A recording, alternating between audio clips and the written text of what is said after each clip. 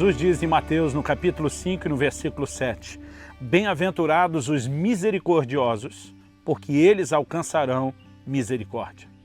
Quando olhamos para a declaração de Jesus, nós vemos que ele está falando de algo que nós temos que fazer e ao mesmo tempo ele fala da consequência de se fizermos aquilo que ele está nos ordenando fazer. Nós queremos, em cima dessa declaração de Jesus, falar sobre ser misericordioso e alcançar misericórdia. Em primeiro lugar, eu quero começar falando da incoerência, da falta de misericórdia na vida de alguém que se diz discípulo de Cristo e que quer servir a Deus. Jesus falou primeiro sobre ser misericordioso e então alcançar misericórdia. Há uma ordem claramente estabelecida. Não podemos esperar alcançar misericórdia sem primeiro sermos misericordiosos. Por quê? Porque aquilo que fazemos aos outros afeta aquilo que nós vamos experimentar da parte de Deus, aquilo que recebemos da parte de Deus. O próprio Jesus nos declarou isso no mesmo Sermão da Montanha, um pouco mais adiante. Ele diz, no Evangelho de Mateus, no capítulo 6, nos versículos 14 e 15, porque se perdoardes aos homens as suas ofensas, também vosso Pai Celeste vos perdoará.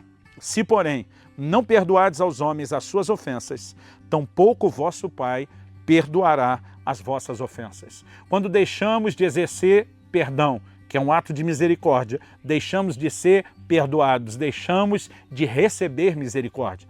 A palavra de Deus está dizendo que a forma como nós tratamos os outros, ela pode afetar aquilo que nós recebemos da parte de Deus. E nós vamos encontrar esse princípio na Bíblia em diversos outros lugares. Por exemplo, em 1 de Pedro, no capítulo 3, no versículo 7, o apóstolo diz, maridos, tratem as vossas esposas com honra, como vaso mais frágil. Está falando de como tratamos os outros e nos relacionamos. Ele diz, para que não sejam impedidas as vossas orações. A Bíblia está dizendo que quando erramos no relacionamento horizontal com as pessoas, podemos prejudicar o relacionamento vertical para com Deus. Então, nós precisamos entender isso. Agora, a pergunta a ser feita é, se a salvação é pela fé, como o que eu faço para com os outros pode afetar aquilo que normalmente eu recebo de Deus através da fé? Eu creio que essa é uma pergunta importante, até porque muitas vezes as pessoas não entendem o peso das declarações de Jesus no Sermão do Monte, achando que salvação é por merecimento. Mas nós precisamos entender que a fé, assim como ela se expressa verbalmente, assim como a fé tem uma linguagem, tem uma confissão, assim como a fé tem uma visão, a palavra de Deus diz que Moisés ficou firme como quem via o invisível, a fé também tem atitudes, ou ela tem obras de fé, como disse o apóstolo Tiago. Mas além de entender que a fé se expressa por meio das nossas atitudes, nós precisamos entender também que atitudes erradas podem prejudicar a mesma fé que precisamos para receber aquilo tudo que Deus tem. Então, algo que eu e você precisamos entender. Em Romanos 5:2, a Bíblia diz, temos por meio da fé acesso à graça. Os depósitos da graça de Deus nos oferecem tudo o que precisamos. É um favor imerecido, é graça. Mas a porta de entrada é a fé. Agora, eu e você podemos cometer algum tipo de atitude que pode comprometer essa fé. O caminho para o depósito da graça de Deus continua sendo a fé. Pela graça sois salvos mediante a fé, diz a Bíblia lá em Efésios. No entanto, a mesma palavra de Deus nos mostra que a falta de perdão, como declaramos, que é o exercer misericórdia da nossa parte, bloqueia o fluxo da graça de Deus, que é o perdão que Deus vai nos oferecer. Essa mesma mensagem de Jesus encontra eco na declaração lá do livro de Hebreus, Epístola aos Hebreus, no capítulo 12. Nós temos uma mensagem muito clara a respeito disso. A Bíblia diz assim, verso 14 e 15, segui a paz com todos e a santificação, sem a qual ninguém verá o Senhor. Seguir a santificação fala de um processo que já começou e vai se desenvolvendo. Mas ele diz, se isso não for completado, nós podemos deixar de ver a Deus. Agora ele diz, atentando diligentemente, porque ninguém seja faltoso, separando-se da graça de Deus, nem haja alguma raiz de amargura que brotando vos perturbe e por meio dela muitos sejam contaminados. A palavra de Deus está dizendo que nós podemos faltar, ser faltosos, a ponto de nos privar, de nos separar da graça de Deus. Em que contexto isso está sendo dito? Ele fala de seguir a paz com todos e a santificação. O que é seguir a paz? é manter os relacionamentos funcionando, sem rupturas. Agora, ele diz sobre ser faltoso e separar-se da graça de Deus como? Permitindo que uma raiz de amargura brote. É possível, através da falta de perdão, da falta do exercício de misericórdia, estancarmos o fluxo da graça de Deus que se recebe por fé, por meio de uma atitude que anula a nossa própria fé. Então, a falta de perdão, a falta de ser misericordioso, a falta de honra nos relacionamentos podem bloquear a nossa relação com Deus e o fluxo do que Ele, na sua graça, tem para nos oferecer. Esse é o primeiro aspecto que nós precisamos entender, não só da importância de exercer misericórdia, mas da incoerência de não exercê-la. Jesus, por exemplo, falou sobre isso na parábola do credor incompassivo.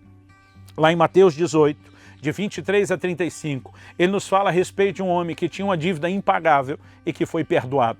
No entanto, quando encontrou um conservo, agarrou ele pelo pescoço dizendo: paga aquilo que você me deve, e não manifestou para com ele a compaixão que foi manifestada para consigo. A Bíblia diz que o Senhor o confronta, dizendo: você não deveria manifestar a mesma compaixão para com o seu semelhante, para com o seu conservo que eu manifestei para com você? E porque ele não ofereceu perdão da forma como lhe foi oferecido, aquele que o havia perdoado revogou o seu perdão e o encerrou na prisão. O que a Bíblia está nos dizendo? Que eu e você, que já fomos perdoados por Deus, quando deixamos de perdoar os outros, nós podemos comprometer, não é só o que receberíamos, nós podemos comprometer aquilo que já recebemos. Dito isso, eu quero abordar uma segunda coisa importante, que é o princípio que eu chamo de trocar de lugar com os outros. Como devemos tratar os outros? O Senhor Jesus nos diz no mesmo Sermão do Monte, no capítulo 7, no versículo 12, que nós devemos tratar os outros como esperamos ser tratados. Ele diz: tudo quanto quereis que os homens vos façam, fazei vós a eles. Há um posicionamento que eu diria não só de empatia, mas de identificação, onde nós precisamos trocar de lugar, onde nós precisamos entender como eu gostaria de ser tratado. Quando eu falho, eu não espero que as pessoas usem de compaixão, misericórdia e perdão, sim. Então, quando as pessoas falham, eu preciso tratá-las da mesma forma como eu espero ser tratado. Agora, algo importante dentro dessa visão que eu e você precisamos entender e ao mesmo tempo fazer essa distinção é a diferença do que é amar ao próximo como a nós mesmos. Isso é uma ordem de Jesus, está lá em Marcos 12, 31. Ele fala não só que o primeiro mandamento é amar a Deus de todo o coração, mas diz o segundo é: ame ao teu próximo como a ti mesmo. Esse como a ti mesmo é a troca de lugares que nós já falamos. Agora, essa declaração de amar ao próximo como a nós mesmos, ela é relacional. Ela fala de tratar os outros da forma como a gente espera ser tratado. No entanto, quando Jesus fala de amor, ele fala de um nível de amor que vai numa dimensão ainda maior, mais profunda. E, na verdade, é o tipo de amor que ele exerceu para conosco.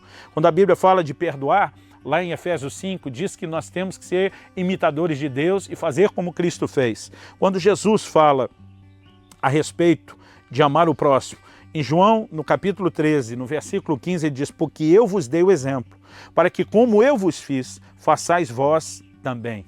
Como eu vos fiz, façais vós também. Qual é o nível de amor que Jesus está ensinando aqui? É um amor sacrificial.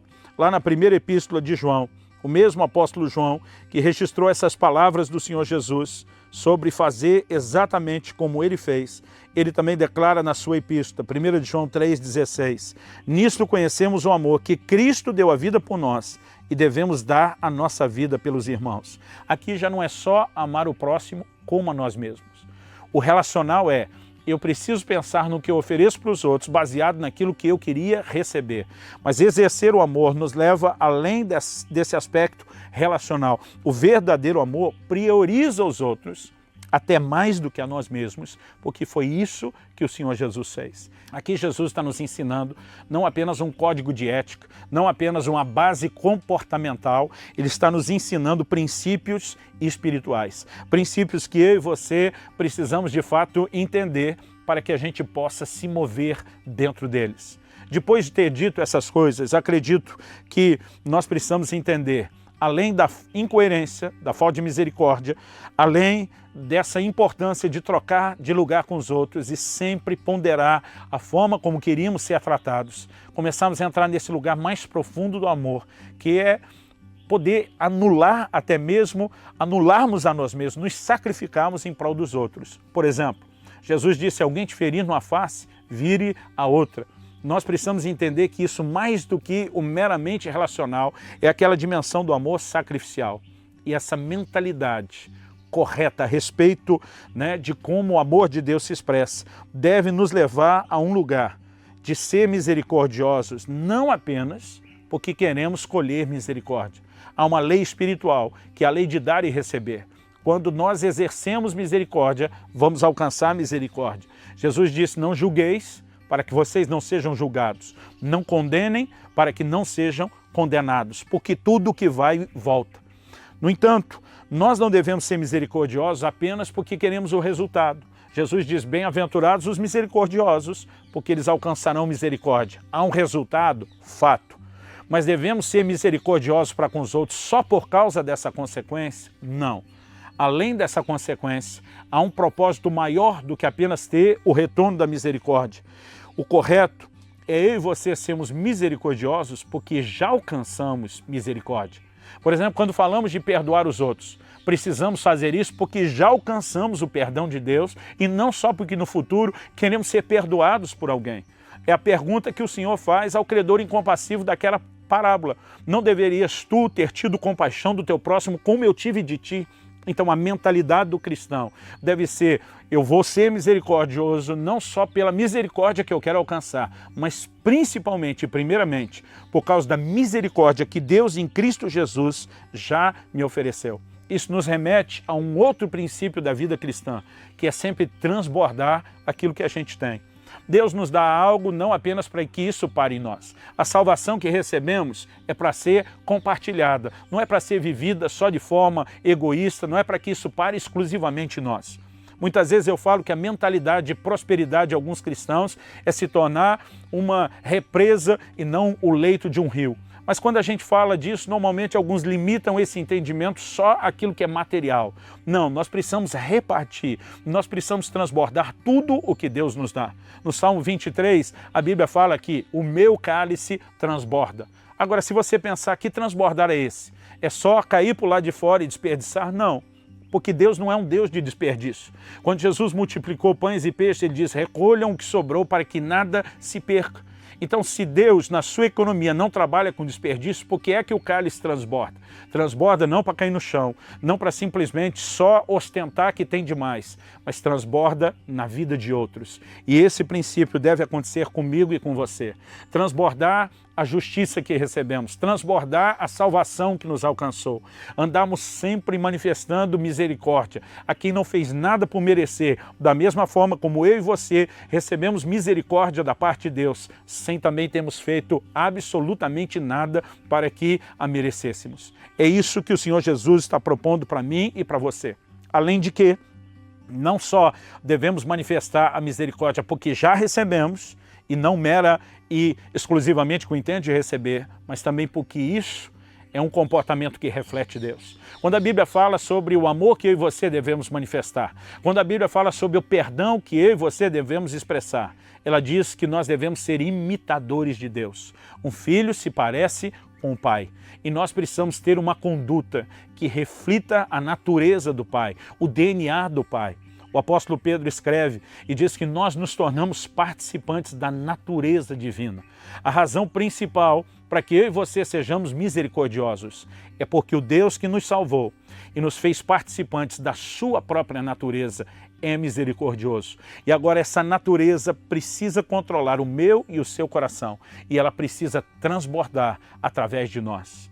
Eu me sinto profundamente encorajado por esse ensino e essa instrução que o Senhor Jesus nos dá. Eu percebo que Ele colocou diante de mim não apenas uma obrigação a ser cumprida, eu percebo que Ele me colocou uma oportunidade. Na verdade, eu chamaria de mais do que uma oportunidade, o privilégio de poder ser um canal que reflita a natureza dele nessa terra, que manifeste não apenas a minha misericórdia, mas que manifeste a misericórdia dele, que tem tocado a minha vida e que ela pode transbordar através de mim. Eu não olho para a palavra de Deus achando que o que ele pediu é pesado. João escreve e diz, seus mandamentos não são penosos. Eu olho para isso e entendo que oportunidade gloriosa eu e você temos de sermos parecidos com Deus e de revelá-lo nessa terra.